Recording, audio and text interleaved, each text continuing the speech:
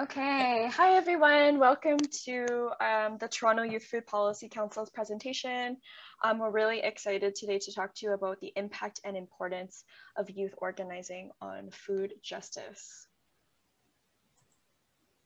So here's a little outline for our presentation. So first we're going to start with a land acknowledgement. We're going to introduce ourselves. We're going to go over a little bit about our methodology, the methods that we use for our roundtable discussion with our internal counsel. We're going to talk about our findings. We're going to have a fun interactive activity, and then we'll close things out by wrapping up and having an interactive Padlet activity, which we'll explain later. As a council, we feel it's important to acknowledge the land we work on and for. Land acknowledgements not only recognize whose territory we are on and their respective treaties, but they also commemorate Indigenous peoples' principal kinship to the land, a symbiotic relationship that continues to thrive despite hundreds of years of colonization and acculturation. Land acknowledgements are not the end of our efforts at reparation, but they are a vital first step towards reparations. As a council, we operate within so-called Toronto, which is territory of the Anishinaabe, Haudenosaunee, Huron-Wendat, and Mississaugas of the New Credit Territory.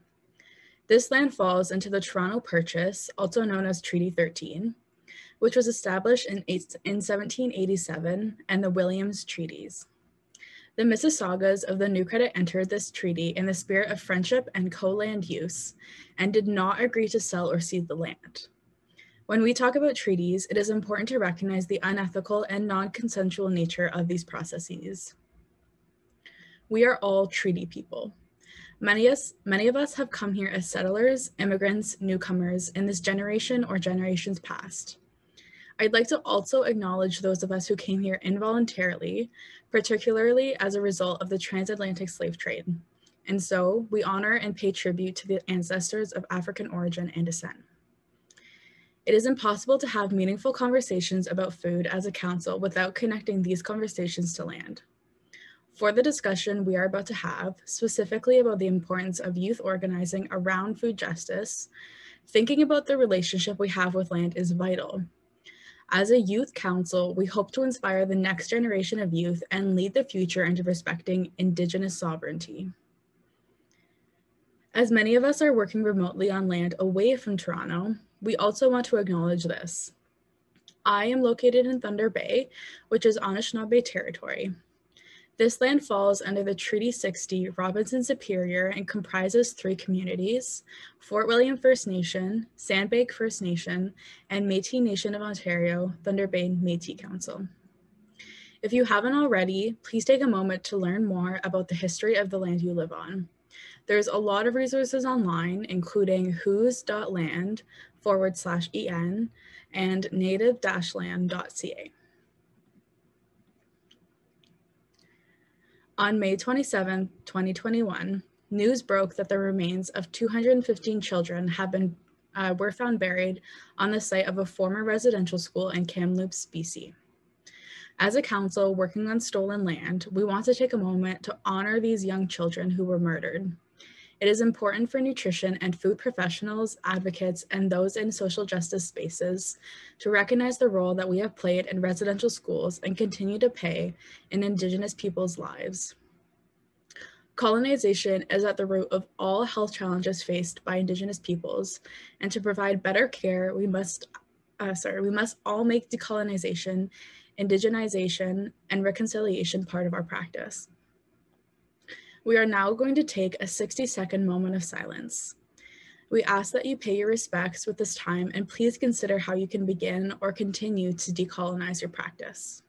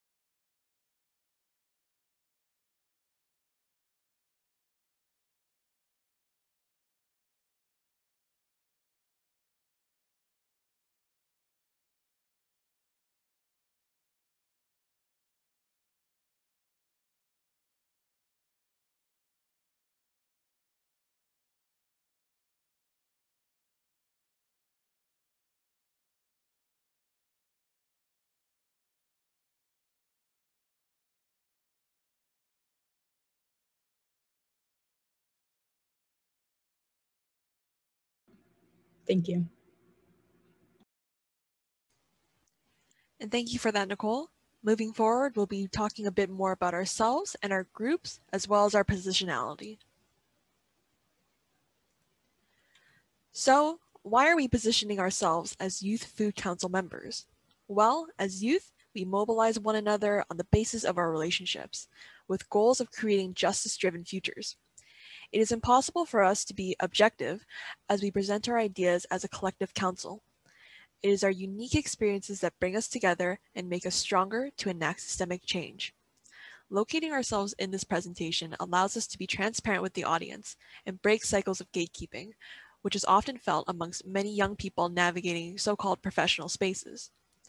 In this way, our presentation is built upon who we are, and that is tied to the essence of why we are passionate about food justice.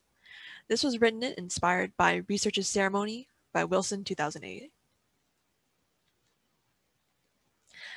Beginning with myself, my name is Rossen. I go by she, her, and I am a second-generation Chinese settler born and raised in the traditional territories of the Erie, Neutral, Huron-Wendat, Haudenosaunee, and Mississaugas on what is originally known as Attawandaronia or Hamilton, Ontario. I moved to Toronto in pursuit of further education and career opportunities. I became involved with food work after deviating from my major in nutrition and learning more about the intersectional complexities of food security. In immersing myself with the diversity and bustle of the city, I sought out opportunities that not only supported my desire for food justice, but my yearning for connections to people and the land. After finding my way to the TYFPC, I hope to empower others and build communities.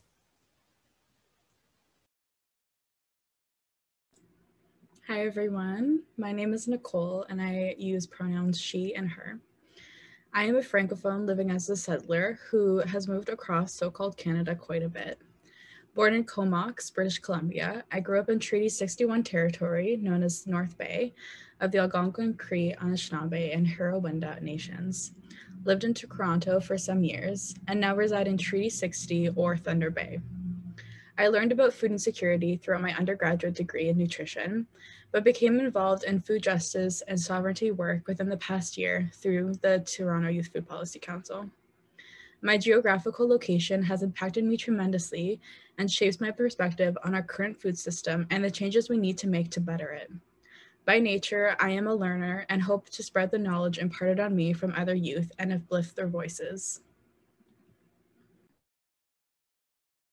Hi everyone, my name's Kaitlin. I go by she, her pronouns. I'm a mixed Filipina living as a settler between the Toronto, or otherwise known as Toronto, the Wendat, Haudenosaunee, and Anishinaabe nations, and was raised by Treaty 19 territory, or otherwise known as Caledon, Ontario. I arrived to the Toronto Youth Food Policy Council as first a land tender, coming from farmers in San Fernando and Cebu. I strive to carry the teachings passed down from my Visayan ancestry as I navigate both biological and adoptive spaces. On my mother's side, I am coming to understand my Mi'kmaq roots, and I see this reconnection as a deep responsibility in which growing food and food activism is a vessel. I use these dualities as a catalyst to facilitate solidarity work amongst BIPOC communities and hope to empower youth to mobilize for life-affirming food systems. Hi, my name is Alexandra. I go by she, her pronouns.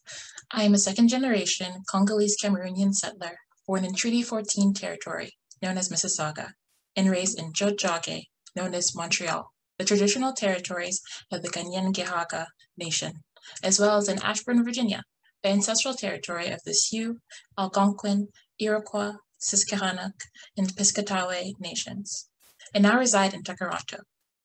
My connection to land and food crosses several generations and continents, from my grandfather's coffee and cocoa fields in Cameroon to my own studies in the fields of urban planning and geography, exploring both the local and global patterns of neocolonialism and dispossession that impacts everything from how we live to how and what we eat.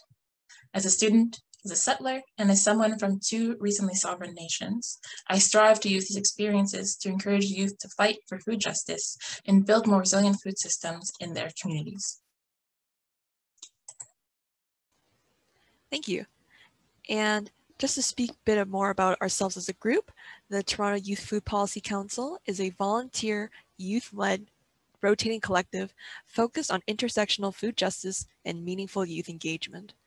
The TYFPC was conceived in 2009 when a swarm of youth overtook a Toronto Food Policy Council meeting to declare their own new council, which would act as a voice for youth perspectives on food within the city.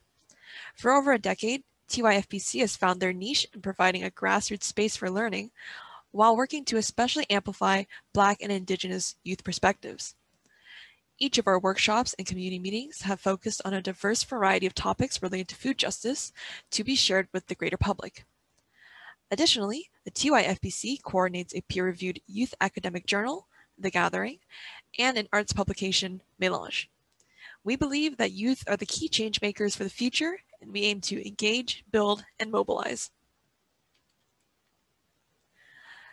So here are some of the here are some of the journals that I had mentioned before, The Gathering and Mélange on the left side.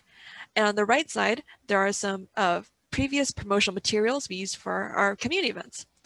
On the top left, we have our Food for Thought Film Club, which was a documentary viewing done online, and then later a speaker panel featuring some of the participants and cast members from Migrant Dreams.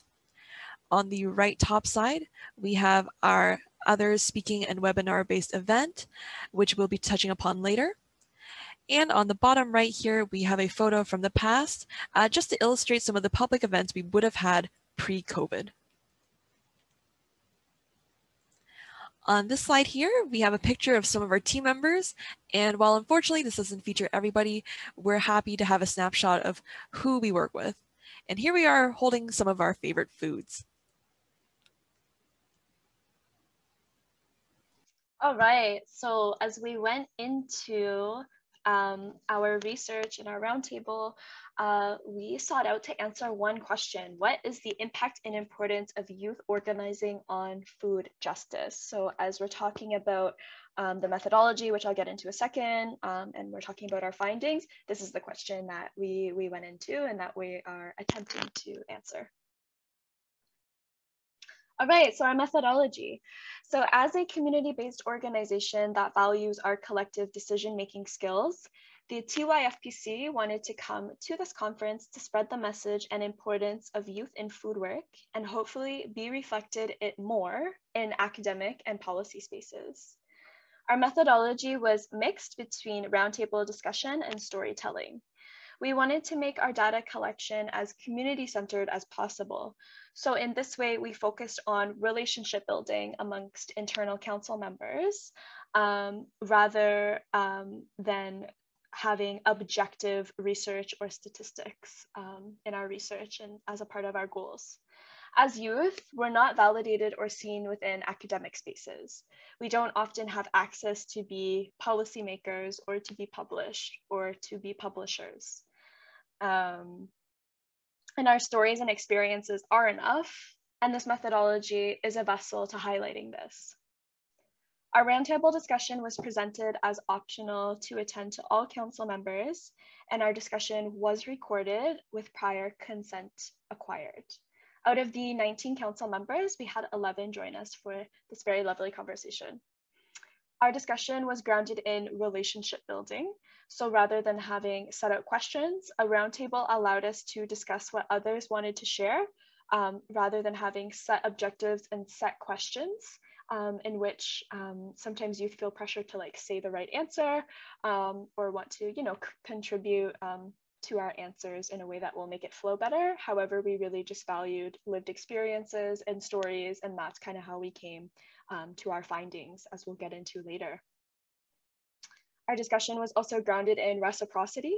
So this was one of our concerns as we entered data collection was, will folks have the time?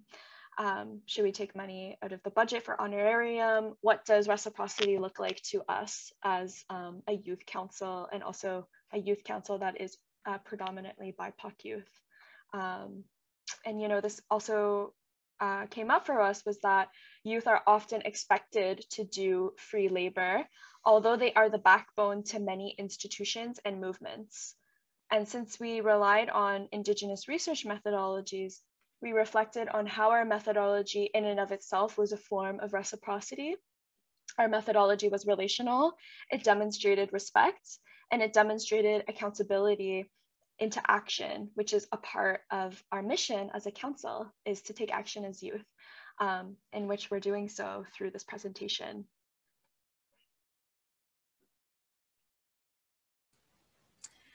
Okay, so now that we've explained our methodology, we will now be moving into our findings. So we're going to begin with some of the major themes that we found in relation to youth strengths. And to begin, we'll be talking about the umbrella of what we found to be youth resourcefulness. So we'll be discussing all the things that fall under this category.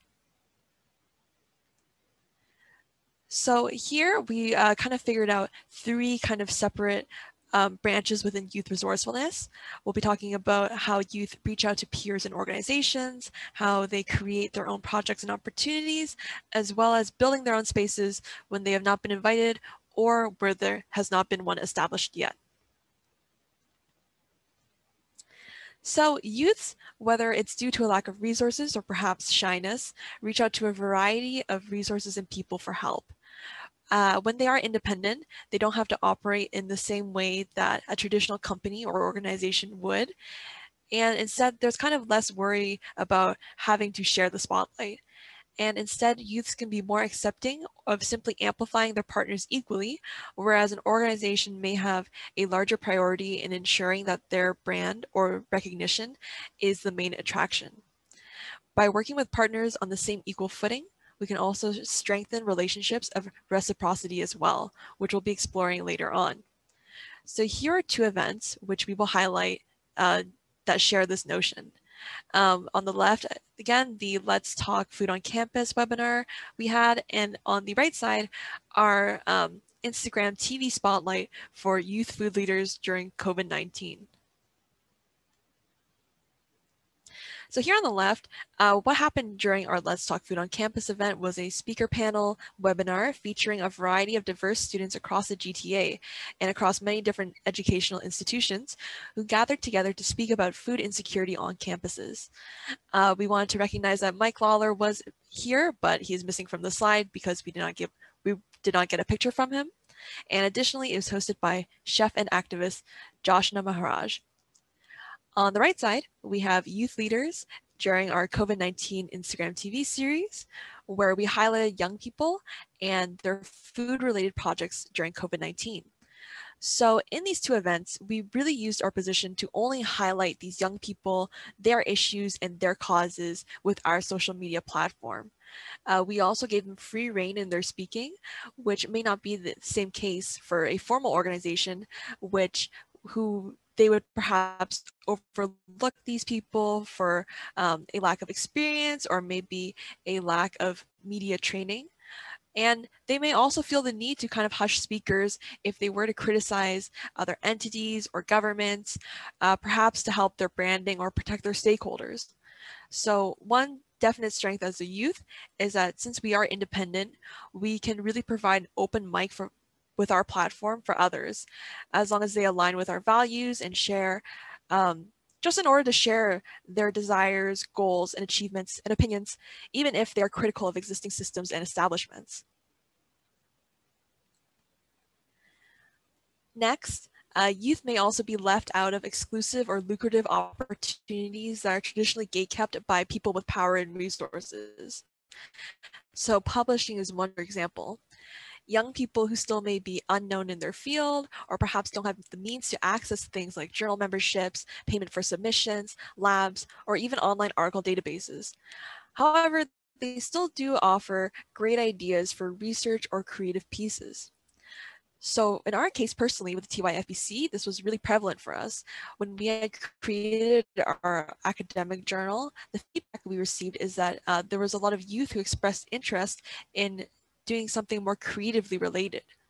And these kind of niche opportunities can be really difficult for youth to find, especially once they become independent from academic institutions as well. So the gathering is our journal focused more on research. Melange is more for creative arts, but we would like to take this opportunity to share with you all QWERTY, a graduate student-run magazine based in New Brunswick, who will be taking submissions for literature and creative submissions for their food issue at the time of this presentation.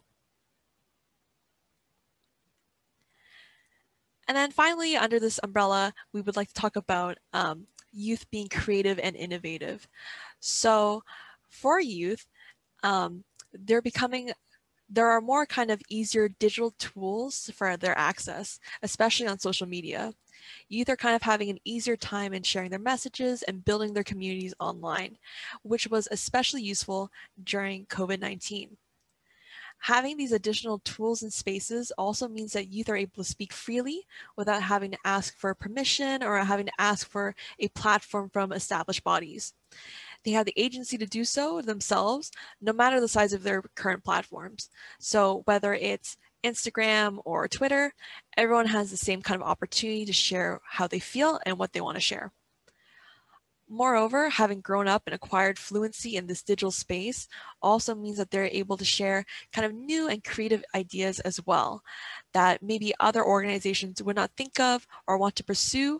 Maybe it's a conflict of interest with their branding or stakeholders.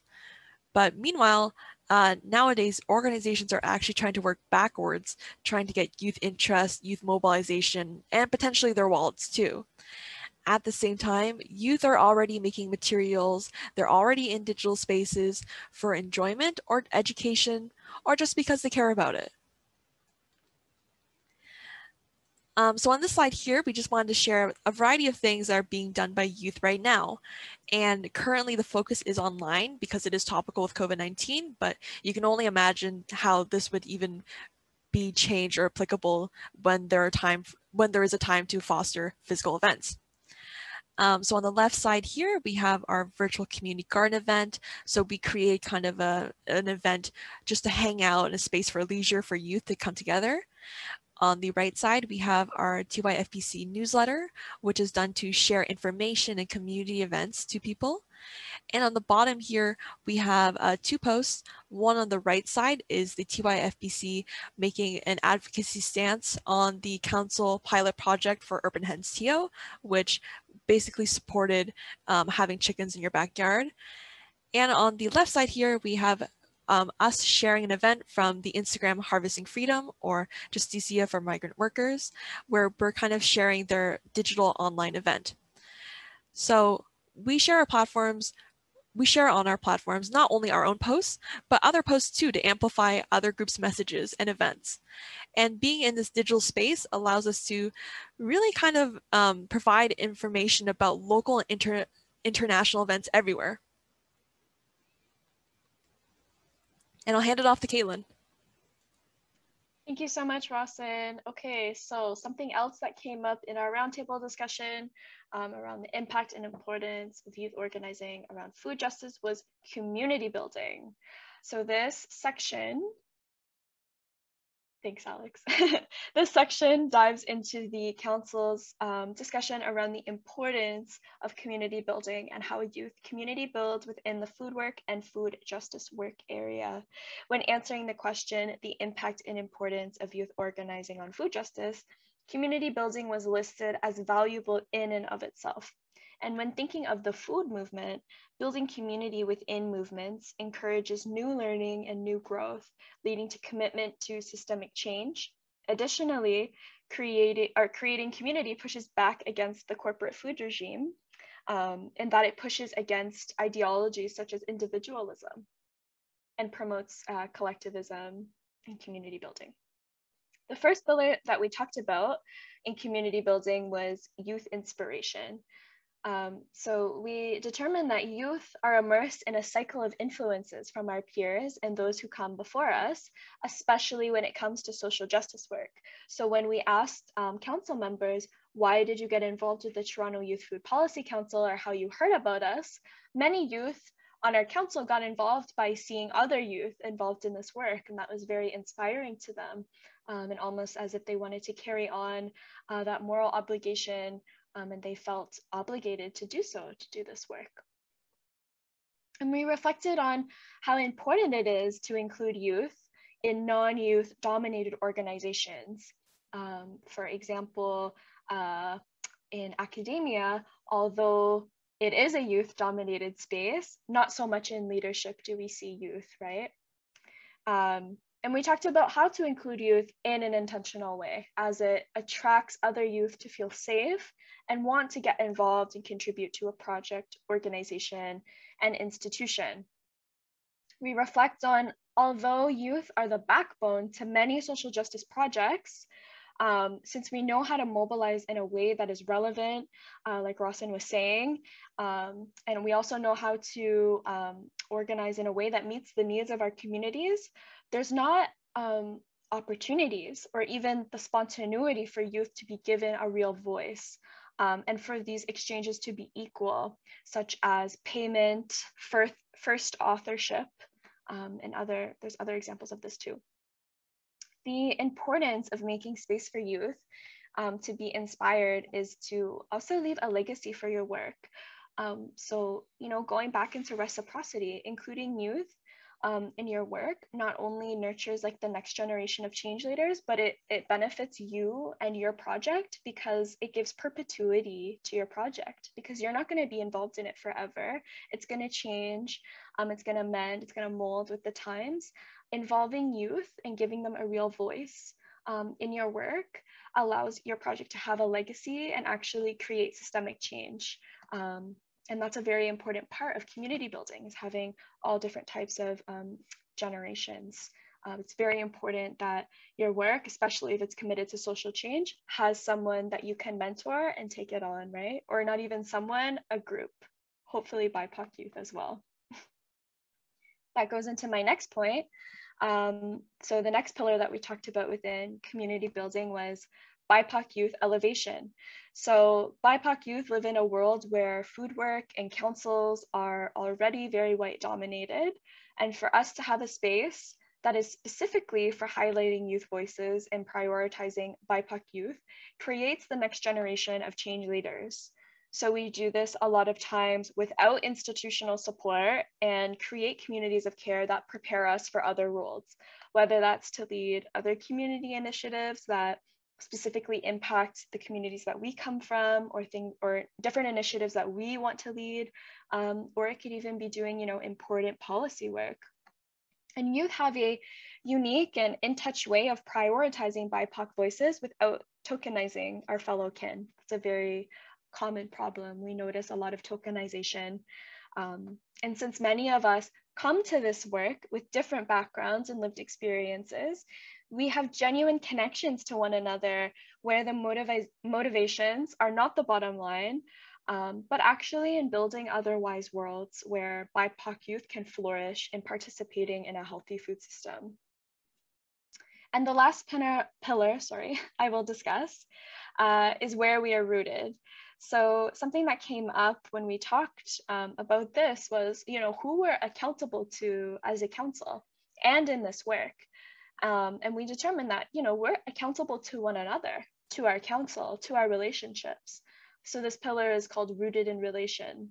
And we, as a council, we're not reliant on external voices to validate us. And therefore, our aims and directives are clear and void of seeking approval. We can center BIPOC voices and respond to the needs of our community without red tape. For example, we can talk about the backyard hens as we truly feel everyone should have, the ability to grow your own food and to care for your own animals that provide you with food or otherwise. And we don't have any external obligations that we have to ask to, is it okay to talk about this? And we make sure that we are still able to have that voice and to do that. And this comes out of a place of love, not necessarily because we're paid to do so. Justice-driven spaces are developed and nurtured by youth. And the relationships that we have allow for a very unique and genuine internal governance that create healthy communities and communities that can fight for change, like the TYFPC. And I'll pass it to Nicole. Thanks, Kaitlin. So now we're going to talk a little bit about some barriers that youth face when it comes to youth organizing. So this is an overview of some of the common barriers we feel impact us most as a council. Gatekeeping, structural financial barriers, being overworked and underpaid, which all lead to a lack of capacity and thus a lack of involvement. We're going to start off with gatekeeping. You might be wondering, what is gatekeeping? And a quick Google search provides this definition. It's when someone takes it upon themselves to decide who does or does not have access or rights to a community or identity. At its core, gatekeeping is about withholding information or resources until the individual or community you withhold from reaches an expected standard from the gatekeeper. Youth are impacted greatly by gatekeeping, and this was a theme that threaded through our conversations with TYFPC members. Many of us have had unequal access with knowledge, resources, and opportunities because of gatekeeping. Youth often find themselves trying to reach these untold expectations without guidance, which ends up feeling like a rat race or an endless and pointless pursuit. When we think about knowledge and gatekeeping, TYFPC members related knowledge to opportunities. We identify that it is not always knowledge itself that is kept from us, but it is often people's perception of our knowledge, in turn, those with power, often adults, then withhold and gatekeep opportunities, especially paid opportunities. On the screen here is a quote from a TYFPC member discussing opportunities and gatekeeping. The quote reads, "Opportunities arise and we're able to take opportunities ourselves, but a lot of the time that doesn't happen unless it's brought up or called out, etc.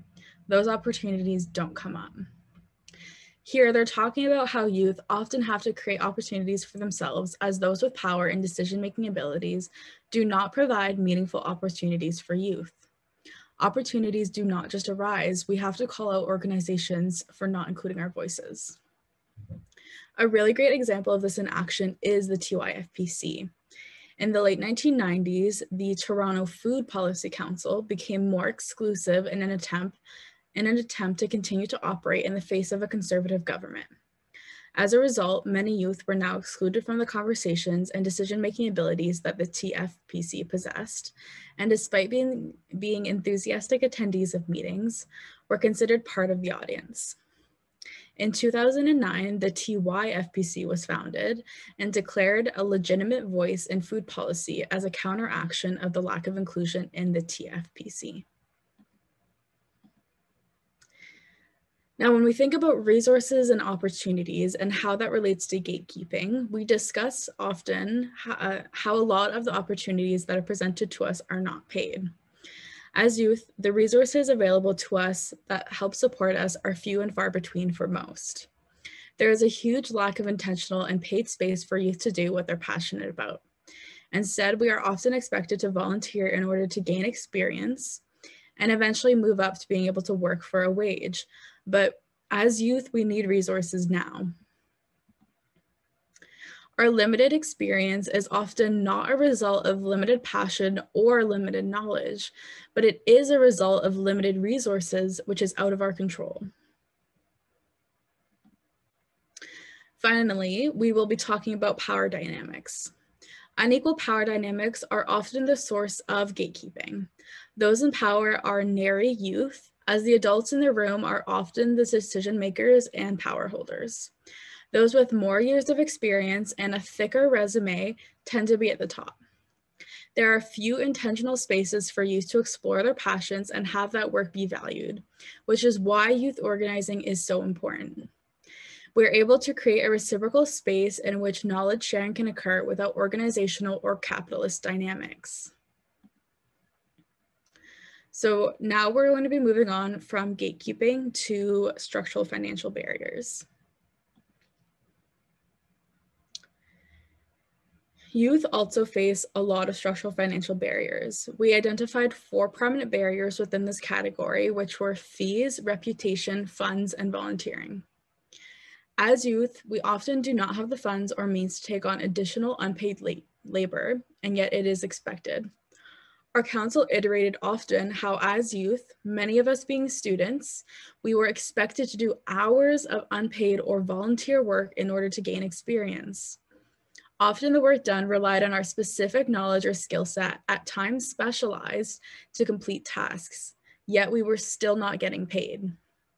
It's clear that organizations will prey on youth to do skilled tasks without pay, and they see it as an economic advantage, whereas the youth are continually disadvantaged in a structural and systemic manner.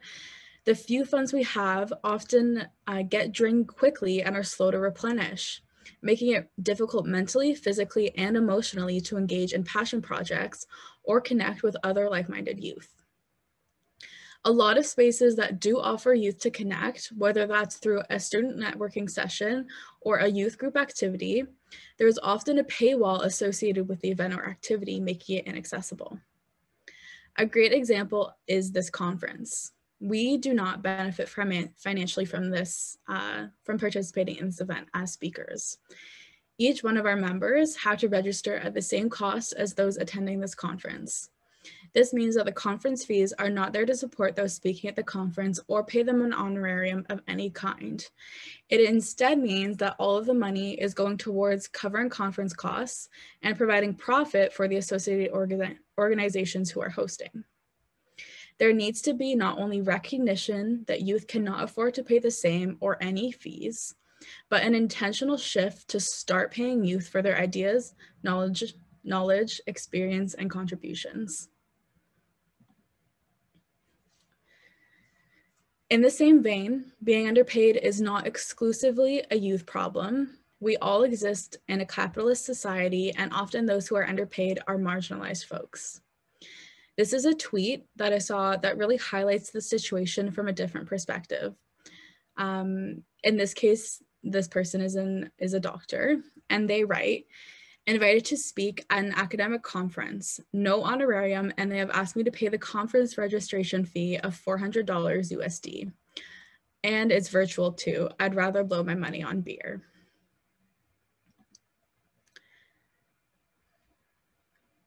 We will now move on from structural financial barriers to being overworked and underpaid. Youth are overworked, underpaid, and undervalued in, I would argue, all work situations. According to the Living Wage Network, in all regions of Ontario, the minimum wage does not reach the living wage, which is the hourly wage a worker needs to earn to cover their basic expenses and participate in their community. Our minimum wage is $14, and I would love for you all to just take a moment to reflect on what you think the living wage would be in the city of Toronto. So in the city of Toronto, the calculated living wage is $22.08 in 2019, which has almost certainly increased in 2 years' time. Many youth are then forced to work multiple jobs, especially in cities like Toronto or other urban centers, which feature exorbitant housing prices and high transportation costs. Because of this, youth's capacity to engage when overworked is severely limited, and we are not able to compete with those who have more financial resources at their disposal. Youth also need to balance their workload with other facets of their lives, which can be really tricky to do, especially when they're working multiple jobs. Many youth are impassioned and want to connect with others, but organizing can be difficult and may result in burnout. Youth-led organizations often do not receive the same amount of funding, support, or recognition other organizations or groups do, and so it does become another volunteer role. Youth are faced with the difficult decision of leaving passions behind in order to get paid. Being able to intersect proper pay with your passion is difficult, and it happens rarely. And now you're probably wondering or asking yourself, why should I care? And it's because all of this equates to a lack of capacity for us to effectively engage. And youth are also the future. Often it is our attention and passions that organizations seek to stay relevant and current. It is our struggles that then become your workshops, events, and symposiums.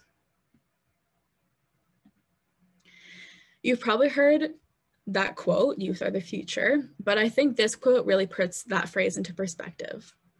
This is a quote from one of our TYFPC members talking about working with a supervisor they had and that supervisor's perspectives on projects and their success. The quote reads, "Always at the end of the meeting, if he's in a space and youth are not there, then it means that it's dead, like the project will die." Youth keep projects not only afloat, but alive.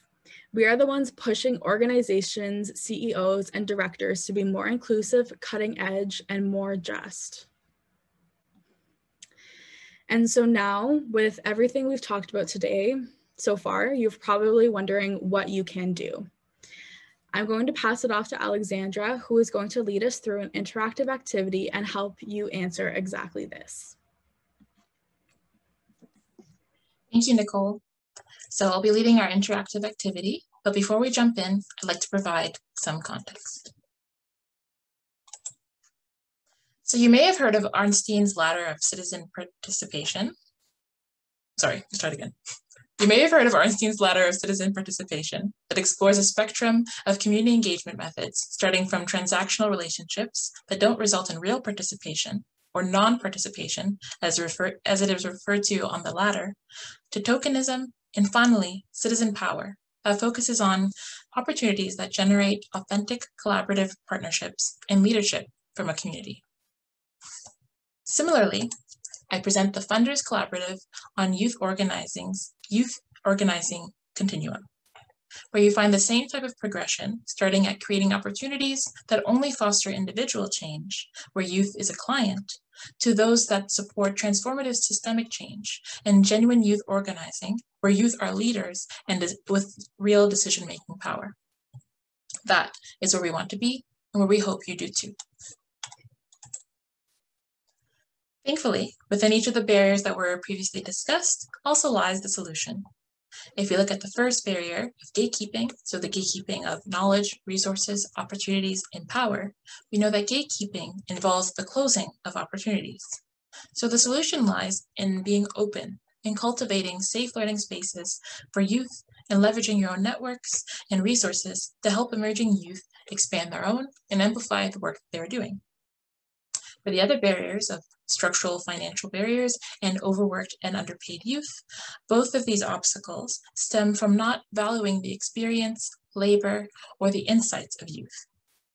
Therefore, the solution lies in actively listening to youth and advocating for their interests and inclusion, and using resources, whether they be financial or in the form of skill building, to help youth-led initiatives to blossom and grow.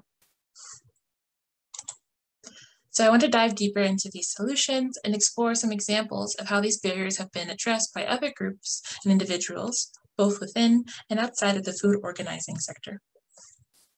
So this first solution is cultivating safe learning spaces for youth. An example of how this was done is through a program called Growing in the Margins that was led by the urban farm called Sundance Harvest. So the Growing in the Margins program is a 12-week free weekly educational program for low-income youth who face barriers within the food system, whereby they are taught how to farm with the goal of helping these youth start their own food-related businesses or collectives. Thus, this addresses the gatekeeping barrier by not only being free, but by also providing a variety of ways for youth to take part. So there's mentorship and drop-in formats that are available. So these are very supportive of the different capacities that youth have in order to undertake their youth organizing work. So one example of an outcome that came out of this program is the Lucky Bug Farm. So it's an urban farm that was actually founded by one of the youth who took part in the Growing in the Margins program. So the second solution explores funding youth-led solutions and initiatives. So this, an example of how this was done was through a program called Innovate My Future, which was led by Youth Challenge International. So the Innovate My Future program provides Greater Toronto and Hamilton area youth aged 16 to 24 with the opportunity to collaborate, to network, and build skills and design local climate solutions that make a positive impact on their communities and on their futures. So thus this incubation program addresses the structural financial barriers and the gatekeeping barriers that youth face by providing seed funding and connecting youth to key partners and mentorship opportunities that allow for their initial pilot projects to become long-lasting initiatives. So just an example of one of the outcomes of this program. So there's a group of 5 youth who took part in this program, and then they developed a community climate council project that grew into what is now known as the PL Climate Council, which has almost 30 youth involved in running it, and has in turn worked to build the capacity of other youth and to complete other climate change related work. So our third solution really revolves around advocating for youth and building their capacity. So a good example of how this was done was through an organization called Teens for Youth Justice. So Teens for Youth Justice works in Title I schools to train youth to become urban farmers who build and maintain indoor hydroponic farms that yield more than 10,000 pounds of fresh produce annually at each location. So this addresses the structural financial barriers by providing funding and skills that the youth will require in order to lead these projects on their own. It also addresses gatekeeping by creating more balanced power dynamics and allowing youth to take a lead in maintaining these innovative agricultural projects. And so one example of an outcome from this program is at the DeWitt Clinton High School, they started a Sun Club farm. Another solution that we're proposing revolves around leveraging your networks to strengthen youth organizing work. So an example of this was done through the Civic Action Leadership Foundation's Civic Match program. So Civic Match brings together C-suite level established leaders with Indigenous, Black, and racialized rising leaders in small group conversations with a focus on accelerating leadership opportunities. So this addresses the gatekeeping barrier by allowing youth to make valuable connections and have access to networks that can be critical to helping their careers and their other initiatives to grow, and also to get them the insights that they'll need to navigate the working world. So for our final solution that we were able to tease out of all the different conversations we had with the TYFPC members, this one revolves around integrating youth into academia. So I'll pass it off to Kaitlin to explore more about the solution. Yeah, thank you, Alex. So since this is an academic conference, I think it makes sense to talk about how, you as someone in a position of power in the academy, if you're, for example, how do you know if you are in a position of power? If you're a tenure-track professor, even an assistant professor, sometimes even PhD students have access, networks, money that other, graduate level, especially like first-year graduate students and undergraduate students don't have. So what can professionals in academia do to elevate youth? A lot of professors and even PhD students take part in sometimes they're called thesis group meetings, even like writing groups. What you can do is creating publishing groups with the intention of writing something with youth that they can put their name on as first author. That's very important for youth without any previous publications, because we all know that that's something that PhD programs are looking for. We all know that that is something to really elevate youth, their voice especially too. And it even helps youth to get into master's programs sometimes. And the key barrier that we can address here is gatekeeping and even a ladder approach to success within academia. So just kind of unpacking that, what that means is a lot of the times undergraduate students and master students don't expect to get first author. They don't expect to be published. However, that is what is excelling them in order to move on in academia, in order to be getting those like graduate assistantship positions, also allowing them to get into PhD programs if that's something that they aspire to. We all know how important publications are and how important first author is. Those are the type of titles that the colonial academic cares about. It's just about naming and status. But by you, as someone, you know, if you're an experienced publisher, you've edited, you know, books or volumes even, you have access and the connections in order to be uplifting youth. And it can be even as simple as, you know, do you want to co-author this with me? I saw that you are really interested in X. I would really love your opinions on this. And even though, you know, maybe youth don't have the capacity to be doing the majority of the work, you as someone with prior publications don't need to be listed as first author. You're already in a position where you can write something that is first author, and you're already in a position where you're being noticed in the academy, right? And that's very important to pass on that same kindness to youth, especially BIPOC youth, especially LGBTQ youth as well. So it really breaks down that hierarchy in academia, and you're an extremely important part of that. Outcomes, easier access for youth to be recognized and published, just like I said. You would really be excelling their careers as academics, helping them with their writing experience, and relationship building and confidence. And we've been over why that's so important. Thanks, Alex. Thanks, Kaitlin. So, as you mentioned, these examples are just a few different ways that of amplifying youth organizing work. But of course, the opportunities are limitless.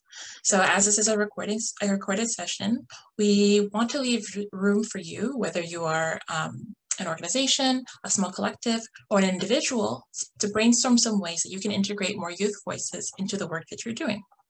So as you move into the discussion period and the reflection period, we encourage you to keep the following in mind when thinking of solutions. Start where you are, use what you have, and do what you can. And so we'll be using a platform called Jamboard to explore the different ways that this can be done and provide room for you to reflect on some ideas that you can use in your community. So using this communal Jamboard, we want to open up the floor to you, the audience, to reflect on how youth can be integrated into the work that you do. Or if you are a youth attending this session or a student attending this session, we want you to reflect on the opportunities that you would like to see to help advance your food justice work. Since this is a recorded session, we won't be doing introductions, but at the same time, I still encourage you to think about, where are you tuning in from? What is the work that you do, whether you're a student, a professor, a researcher, a farmer? And then also to think about what drew you to this particular topic, this particular workshop. So feel free to pause here and take a moment to reflect on this. And when you're ready, we're going to jump into the next question, which is to explore challenges. So the question is, what challenges have you faced in including youth in your food justice work? So if you're a member of the workforce, if you're an academic, think about, what challenges have you faced in the past in folding in the youth into the work that you do? Also consider which of the barriers that we discussed today are most common in your line of work. Why do you think that is? For any students or youth attending this session right now, think about, what challenges have you faced in accessing these more formalized food justice spaces or in getting your work recognized? You can also think about, of the barriers that we discussed in our session today, which ones have you and or your peers faced? How did that make you feel? So feel free to pause now and take some further time to write down some of your ideas and think about it some more. And when you're ready, we're going to pop into the last question. In your organization, in your community, or your local group, or to think about the things that you as an individual can do to help youth overcome these barriers. To think of solutions, consider the following items. Think about, what is your area of expertise? What resources do you have? Is it time, money, experience, connections? Also think about, what barriers can you address through the work that you do? On the flip side, for any youth or students listening in, think about, what is the area of expertise that you aspire to have? What resources do you most need for your work to grow? What barriers are stunting the growth of your initiatives overall? Some additional things to consider are what resources or opportunities can you offer to help, include more youth in your food justice work. Of the examples, like solutions that we discussed, what were the ones that resonated with you and why? Also think about what other solutions have you seen out there in the world that you would like to try? And then similarly for any youth or students listening in, think about what resources or opportunities would you appreciate having more of in order to advance your food justice work? Of the examples, of the solutions we discussed, which one resonated with you and you think could actually help amplify the work that you do? And why do you think that is? Also consider what are some other examples or like resources you've seen in the past that would also be beneficial to you. So thank you for taking part in the activity and taking the time to reflect. Hopefully it was fruitful and you're able to think of some creative solutions to bring more youth into the work that you're doing, or as a youth to think of more ways that you would like to be involved in doing food justice work. So now I'd like to just kind of transition into our conclusion and think about all the different things that, that we've talked about throughout this session. We just transition to the Padlet page. Okay. And although this is a virtual recording, you're still going to have access to the Padlet through the link just adjacent to the Kiwi that was on the slide. And you're going to be brought to this page, which is called a Padlet. And on the bottom right-hand corner, you'll see a plus sign. And that is where you can add your own thoughts, kind of like what you've taken from this presentation. And we're asking you to specifically answer the question, what will you do to intentionally include and uplift youth food justice organizers, whether that's in your institution, whether that's in your everyday life, whether that's in academia, what are you going to do in terms of behavior change in order to make sure that we are included, that we are uplifted? And there's also instructions right in the middle of the page right there that you can contribute to. And we really look forward to reading this Padlet after to see some of the actions that y'all are going to take. Thanks, Kaitlin. So that concludes our presentation. So from what we learned from we hope that you learned from our session is that youth have a lot to offer food justice work if given the chance. And often, if not provided with the space to exercise their ideas, youth will create their own platforms and groups and councils, just like the TYFPC, who together undertake a number of innovative initiatives. However, in order to ensure the longevity and the sustainability of food justice work, it is essential that the youth voice is present and not only heard, but actively listened to. As we've explored through this presentation, this can be accomplished in a number of different ways. But as long as it is done in a meaningful way that cultivates the youth strengths, youth organizing can spark solutions that can help build the sustainable food systems that we're all working so hard to achieve. Ultimately, we hope that after attending this session, that you'll champion youth voices and youth organizing in your food justice work by being the one that either helps to bring youth, provide youth a seat at the table, or at the very least, helps them to build the skills and the capacity to create their own table and to invite others to it. Thank you.